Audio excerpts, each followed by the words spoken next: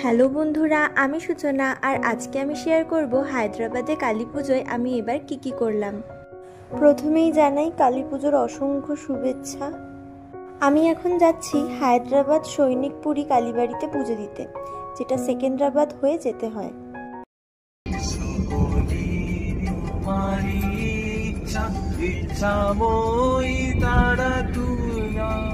তোমার কর্ম তুমি করো, তুমি বলে করিয়া সকলি তোমারি ইচ্ছা, ইচ্ছা মই তারা তুমি, তোমার কর্ম তুমি করো, তুমি বলে করিয়া। হ্যাঁ, ওরা কেউ গান জানে না, কিন্তু তাও এইভাবেই কৌশিক আর সাগর গান গাইতে গাইতে যাচ্ছিল। আমার তো বেশ মজাই লাগছিল।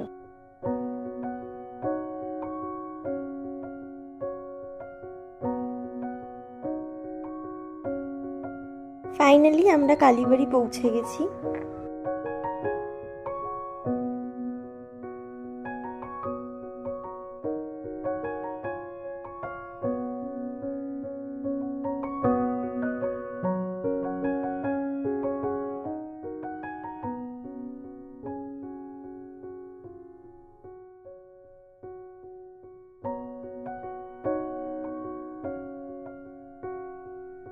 এখানে এলে আমার পাড়ার পুজোর মতো ভাইবস আসে, তাই প্রতিবার আমি এখানেই আসি পুজো দিতে।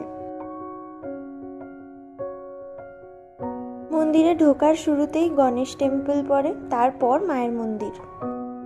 এখানের মায়ের মন্দিরটা দেখলে আপনারা বুঝতে পারবেন এটা দক্ষিণেশ্বরের কালী মন্দিরের আদলেই অনেকটা বানানো।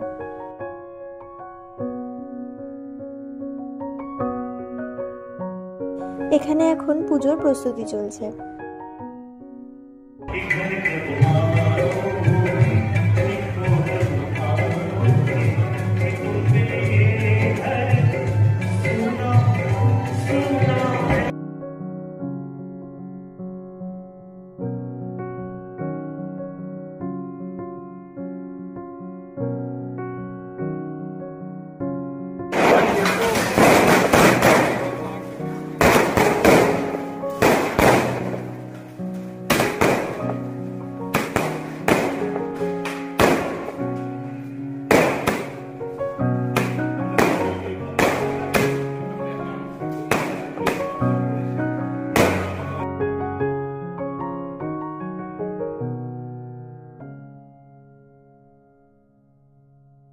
কালী পুজো তো সারা রাত ধরে চলে, আর প্রতিবারই আমায় এমন চেয়ারে বসে ঘুমানোর দৃশ্য দেখতে হয়। যারা উপোস করেছিলাম তারা সবাই এবার লাইনে দাঁড়িয়ে পড়েছি পুজো দেব বলে।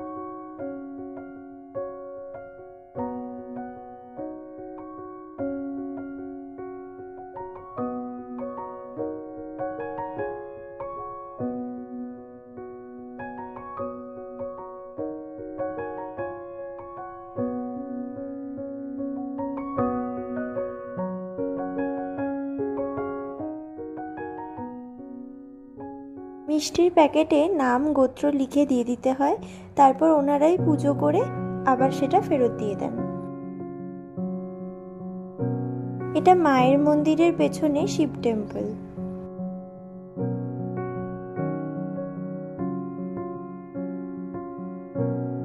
এবার মনে হচ্ছে পুষ্পাঞ্জলি হবে।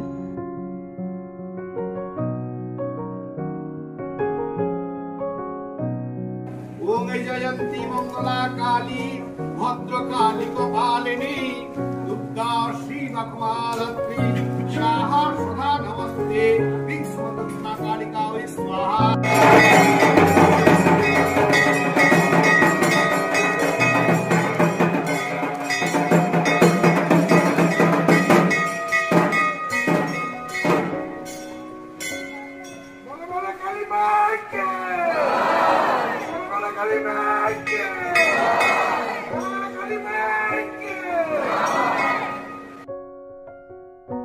পুজো শেষ, এবার সবাই ভোগ খাবো।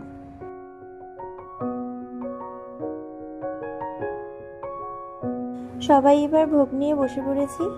ফাইনালি এবার কিছু খাবো, সারা দিন কিচ্ছু খাইনি, তো এবারে একটু অন্নদানা পেটে পড়বে।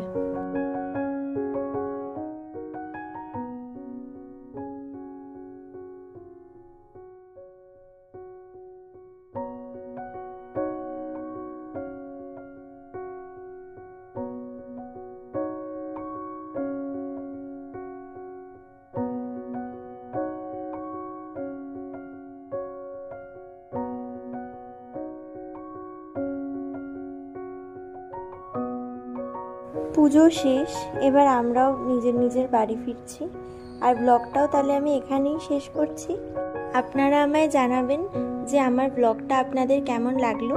যদি ভালো লেগে থাকে তাহলে আমার চ্যানেলটাকে সাবস্ক্রাইব করে আমার পাশে থাকবেন।